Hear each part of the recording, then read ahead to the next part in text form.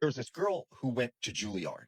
She was a violinist and she started failing her classes and couldn't get any gigs.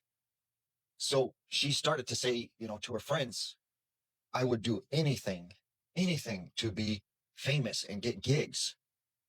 But she didn't realize who was listening. It wasn't just her friends, but also the devil. Now, she goes to bed one night and she has this really vivid dream. There's this beautiful man. He comes in her room and he's naked. And he says, I will give you fame and fortune. All you have to do is give me your soul. And she goes, yeah, sure, I'll do that. And so all of a sudden, this contract appears right before her. And he says, let me see your hand. And he cuts her finger and says, sign this contract with your blood. So she signs the contract. And all of a sudden, the contract he picks it up and puts it in his hand. And it turns to flames and then falls on the floor as a bunch of ashes. So she wakes up and she's, a little bothered by the dream, but thinks it's just a dream until she looks at her finger. There's a cut.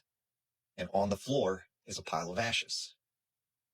So fast forward several years, she becomes famous and starts traveling all over the world and lands all these huge gigs.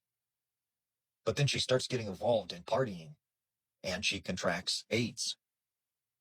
Now, she ends up to a point where she's on her uh, last journey of life and she's in the hospital and she's talking to her mother, who's Filipino, and she tells her this story about the dream she had.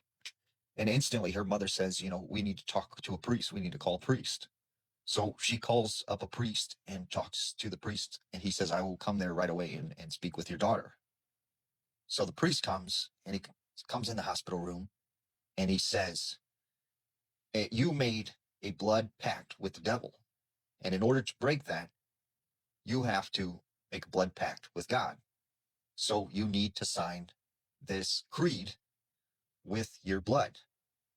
And the doctor overhears this, is like, no, she can't do that. She has AIDS.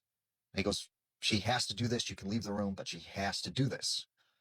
So he, cuts her finger and has her sign the creed.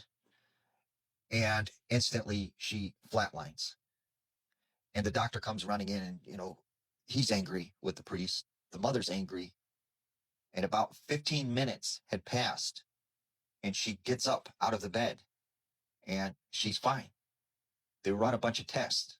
She has no AIDS, no HIV. She's completely clean. And she goes on to live a normal life.